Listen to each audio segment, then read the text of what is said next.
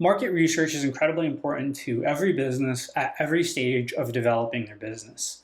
This is because businesses do two things. They make products and they sell products. Market research allows you to understand what to build and who to sell it to and how to sell it. In short, market research is simply just learning about the market you're in. So how do you do that? You can do all sorts of analytics, you can do industry studies, but one of the simplest and best ways to do market research, especially in the early stages, is to simply talk to customers.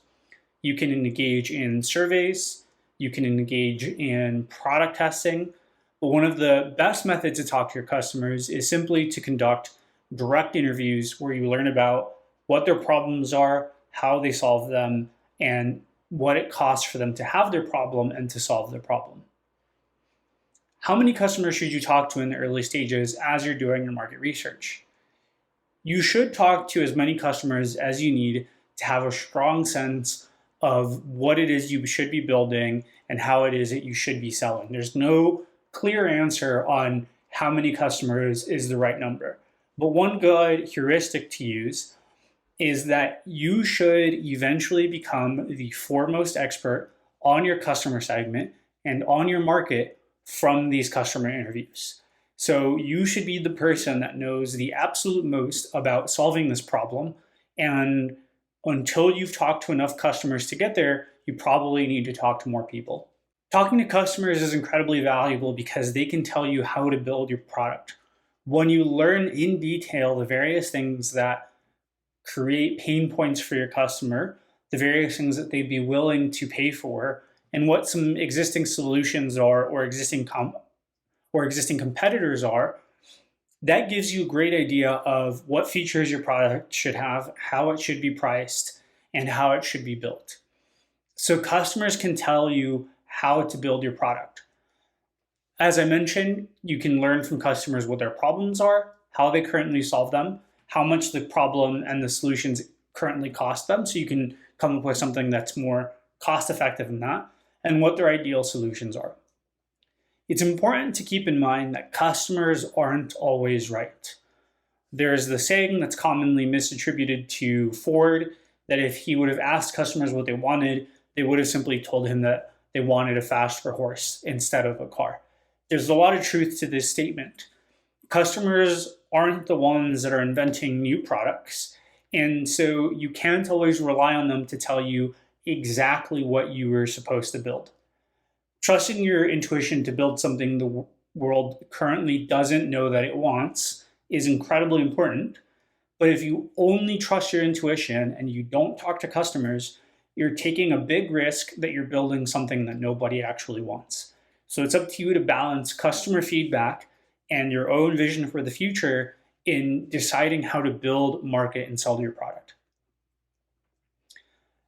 One important component that comes from doing your market research is learning about your market size. This is how big your market is for your product. There are a few ways to understand your market size. One is by going top down. So the way a top down market sizing works is you look at the overall market for the product that you're going to be selling and you estimate some percentage that you think you might be able to capture. So for example, you might say that the market for glucose monitoring devices is $20 billion and you're going to build a glucose device fashion company that builds fashionable accessories for glucose monitors. And do you think you can capture 5% of that market? So 5% of $20 billion is $1 billion. This is a common approach from many people, but it's actually very inaccurate because it assumes away the details about how you're actually going to capture that percentage of the market. A more accurate way to figure out your market size is through what's called a bottoms-up approach. A bottoms-up approach is a calculation where you look at all of the details involved in your distribution and in selling to your customers, And then you work your way upward into understanding how many people are reasonably going to buy your product.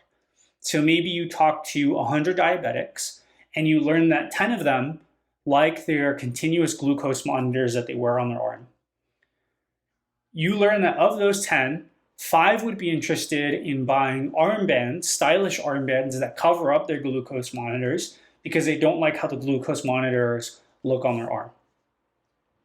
So you learn that 5% of all diabetics are interested in your product.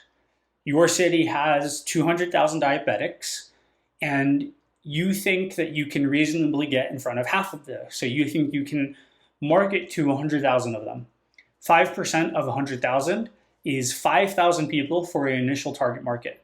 If you're selling the armbands for $30 a piece, your initial target market has a size of $150,000. You can interview people at more cities to see if the adoption rate would be the same across geographies, and maybe you can extrapolate that to the states or to the country. That's a pretty long example. It's a detailed example, but I give it as an example for how much more accurate your bottoms up market sizing can be than top down. So when you're thinking about this, I recommend the bottoms up market sizing because you're going to get a lot closer to what the actual market size is for your company. Understanding your market size accurately is incredibly important because if your market is too small, it might not be worth it for you to build your company or for investors to invest in your company. So before you get grand visions of becoming a billionaire or selling millions of dollars worth of product, it's very important to accurately understand whether there are enough people out in the world who are going to want this product in the first place. Once you have an understanding of your market size, you want to start by focusing your efforts on the smallest market possible. So your initial target market should be as small as possible because it gives you the opportunity to properly serve that market in a way where they will become loyal customers. So even if you have a massive market you can serve, you probably want to start with the smallest slice. And then as you get really, really good at serving that slice of the market, you can move to larger adjacent markets. Once those larger adjacent markets are captured, you can repeat the process and expand until you've captured the entire available market available to you. This is a strategy that almost every single tech company has followed in building their products because it's very difficult to sell to the market at large. So when you're doing your market research, it's important to understand what does the broader market look like so that you know where you're going. But it's also important to understand what the smaller segments look like so that you can get really, really good at serving those markets in the early stages.